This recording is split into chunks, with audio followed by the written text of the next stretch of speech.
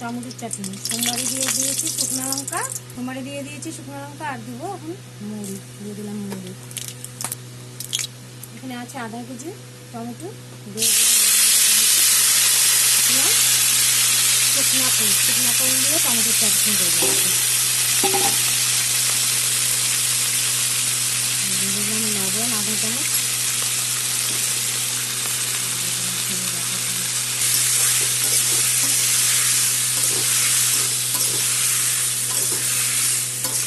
আমি চাপা দিয়ে দেবো। টমেটো আর একটু নরম হবে, তারপরে চিনি দেবো। আমি চাপা করে দেখবো আমার চাটনিটা কতটুকু হয়েছে।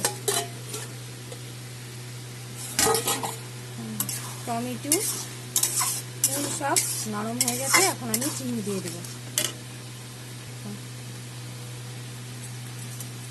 বেশি চিনি দেবো না, আমি বেশি মিষ্টি খাই না, আপনারা যতটুকু খান বুঝে মিষ্টি দেবেন।